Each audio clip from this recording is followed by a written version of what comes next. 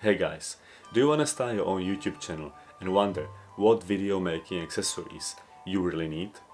There is a lot of stuff you can buy and all that gear is exciting but can also be confusing when you want to make the right decision, especially when at the same time you want to stay at a reasonable budget. I've already covered my go-to YouTube video making camera and lens in my other videos, so I will just link those below in the description and focus today on what accessories am I successfully using when making YouTube videos.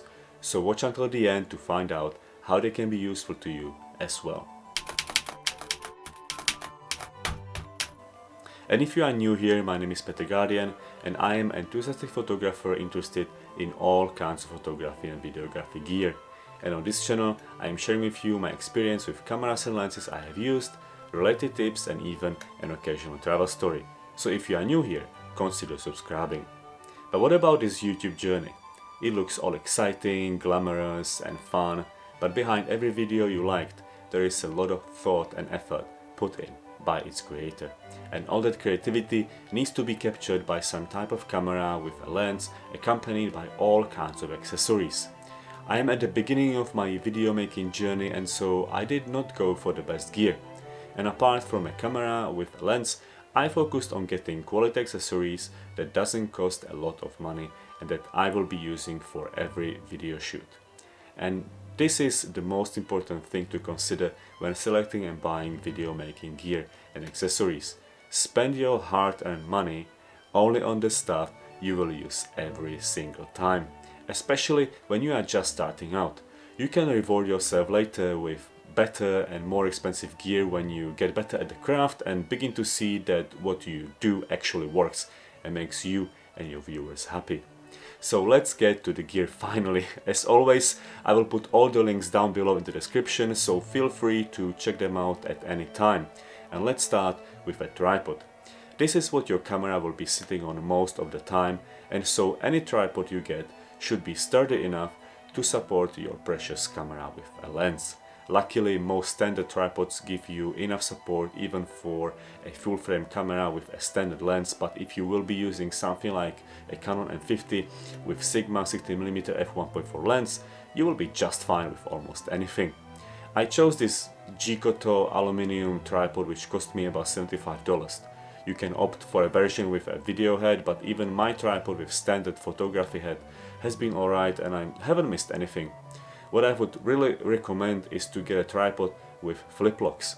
Chances are you don't have a dedicated video making studio and so are moving your tripod, camera and other gear around quite a lot, and the flip locks allow for much easier and faster tripod extensions than the standard twist locks. Your tripod will come with a mounting plate which can be screwed to the bottom of a pretty much any video camera you can buy. But a much better solution is to get a cage specifically designed for your camera. Here you cannot go wrong with a cage from SmallRig. It really helped me with handling, operation and stability of my Canon M50, especially with a big lens like the Sigma 60mm is. The cage from SmallRig has an incorporated mounting plate for your tripod, allows for access to SD card and battery, and contains a bunch of mounting points for microphone and other accessories you may find the need for as your skills and needs develop. Talking about microphone, here you should not go with the cheapest solution because most people will not mind that your video is of lower quality or resolution, but they will notice and even complain about the bad audio. Luckily, we don't need to spend a fortune to get a good microphone, we just need to pick the right one. I have been very happy with the Rode Video Micro compact microphone and would recommend it to anyone who wants a small, portable, high quality microphone on a budget. You will be having a hard time to find anything with similar performance for just around $60. Just make sure you are recording in a room with at least some furniture and preferably also a carpet. It will help to minimize any unwanted echoes that could be captured by the microphone. Now your camera is in a cage, has a microphone plugged in and is securely mounted on a tripod. But have you charged your battery, and most importantly, do you have a spare one? There is nothing worse than running out of battery in the middle of your shoot, having to charge it and lose all the momentum and energy you just built up and wanted to capture in your upcoming video. Trust me, I've been there. So get yourself at least one spare original battery for your camera and don't waste time with those adapters that connect your camera straight to a wall socket.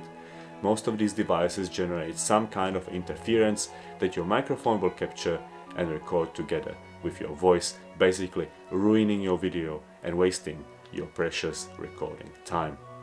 Last but not least, you need a good light. Of course, you can sit or stand next to a window and use daylight, but ideally you should aim to control your lighting. So cover your windows with thick curtains and use one of many affordable adjustable video lights.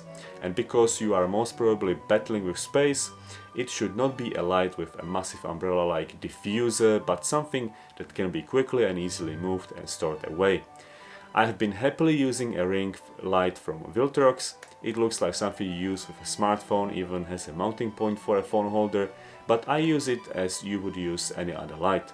Its adjustable brightness and temperature makes it a great all-rounder. I like to put it on the side of my camera, but you can shoot through it as well if that is what works better for you. Aside from video, I also use it when taking photos of my gear for YouTube thumbnails. So here we have it, the accessories I have found useful to have when making videos for my YouTube channel. There is a lot more you could get and sometimes I'm tempted to buy other stuff, but what I have right now works great and is helping me to produce content I'm happy with. And most of all, I used it all every single time. So what accessories have you got for your video work? What is essential for you and what can you do without? I'm very interested to know what you have found useful, so please share your experience. Some of the best tips and conversation is happening in the comment section. So definitely engage down there and be part of our growing community. Thank you so much for watching. Definitely don't forget to subscribe to this channel if you appreciate it. Like the video and let me know about future videos you might want to see. And remember, there are show notes in the description. Have a nice day and I will see you with the next one.